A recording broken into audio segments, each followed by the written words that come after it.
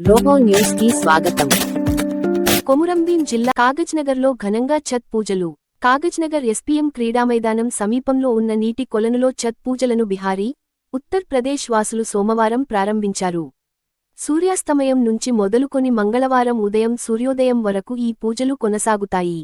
ఈ పూజల్లో పాల్గొనే వారు 36 గంటల కఠోర ఉపవాస దీక్షను చేస్తారు. ఛత్ పూజల సందర్భంగా జేకే యాజమాన్యం అన్ని ఏర్పాట్లు చేసింది. తొలిరోజు సోమవారం సూర్యభగవానుడికి పండ్లు, ఫలహారాలతో పూజలు చేశారు.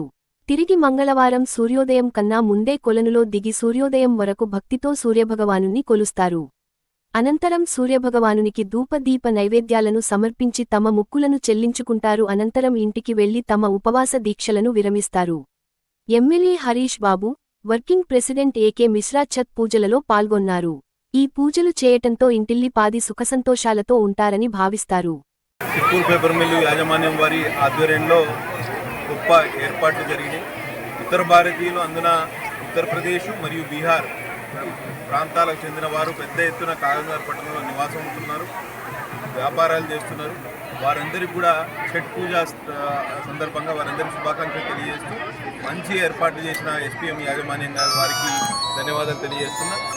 సూర్యారాధనలో భాగంగా సూర్యదేవుణ్ణి కొలిచే ఈ పూజ వలన ఈ ప్రాంతం సుభిక్షంగా ఉండాలి, పిల్లా బాబలతోటి ఆయురారోగ్యాలతోటి అష్టైశ్వర్యాలతోటి బ్రతుగాలని మనస్ఫూర్తిగా వేడుకుంటూ ఛట్ పూజలో పాల్గొంటున్న మహిళామణులు, వారి కుటుంబ సభ్యులు అందరికీ కూడా శుభాకాంక్షలు తెలియజేస్తున్నాను.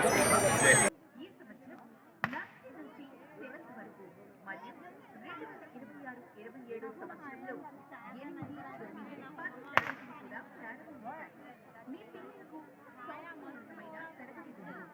డిజిటల్ లర్నింగ్ కోసం ప్రాక్టికల్ లర్నింగ్ కోసం